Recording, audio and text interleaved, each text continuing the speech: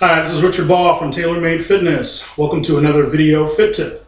Today I'm going to be talking about biceps. The spring and summer is coming and everybody's interested in having nice, toned, firm biceps. The tank tops are coming out, the short sleeves are coming, you're going to be showing more skin.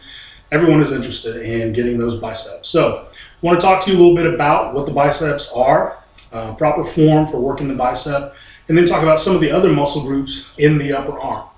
All right, so the first thing is the bicep curl. Bicep is that muscle on the front of the upper arm that helps to flex your arm up. What you notice is that while I'm doing this movement, my palms are facing up. Okay, the biceps are a supinator. So with your palm facing up or your wrist in the supinator position is when you are in the best position to work the bicep. Again, that's the muscle that we're always talking about. Okay, when you want nice, firm, toned biceps. The best way to do that, okay, is to go through full range of motion, starting with your arms down by your side. Again, your palms are facing up. You're going to come all the way up and squeeze that muscle as if you're contracting, making a muscle. Squeeze. Have a second, you're back down. Again, full range of motion. You also want to make sure that the weight that you're using is appropriate for you to control. Okay, so that you're not using momentum to try to get that weight up. You want to be able to use your own power, meaning the muscles of the bicep, and not your legs, not your low backs. You don't want to throw your back. You don't want to create momentum to get the weight up. Make sure that the weight is appropriate for you to do on your own power, just with the biceps. This is an isolation exercise where you're only working the bicep. Okay, the elbow is the only joint that should be moving. Okay, not the shoulders. You're not coming from back here. You're not throwing the weight up. Okay, again, you're not using your legs. You're not going to use your low back and rock the weight up. Slow and steady, all bicep. Lock those elbows in by your side and not moving any other joints. That's the bicep. There are other muscle groups in the upper arm that you can also work when you're doing curling exercises. Okay, just know that it's not a bicep curl. So what I'm talking about is when you're doing exercises where you're not supinated with that palm facing up. Rather, your palm's going to be facing in towards one another, or they're going to be facing down.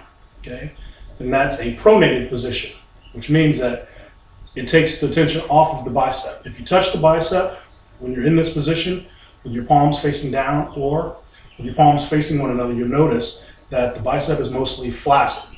Okay, turn it up and then it firms up. So I'll let you know you're working that. When you're working in a pronated position, you're working other muscle groups in the upper arm. Still needed, but just know that it's not a bicep workout when you're doing those. So an example would be hammer curls with my palms facing one another.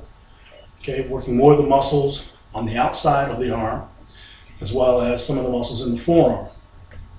Same thing with my palms facing down. A reverse curl. Bringing it up, all the way down, full range of motion. The elbow is the only joint moving. Again, more of the muscles on the outside and extensions in the forearm. So those are the exercises for the bicep and other muscle groups in the upper arm. Okay, let's talk about sets and reps. Depending on the type of workout you're doing, meaning the results that you want, whether you're trying to build muscle and create more strength, you're going to be on the lower end of reps and higher weight for building. And if you're trying to just create more toning and definition, your weight's going to be lower and your reps are going to be higher. Okay, so what does that look like? Again, what you're doing is trying to have weight that's challenging for you but allows you to have good form, even if you're working on the heavier end.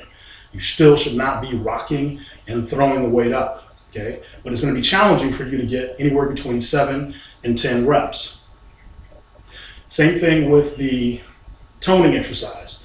It's still going to be a little challenging for you, but it's going to be challenging for you to get a higher number of reps. You're going to set your goal at 12, 15, maybe even 20 reps. It should still be challenging and you should still be able to get good form.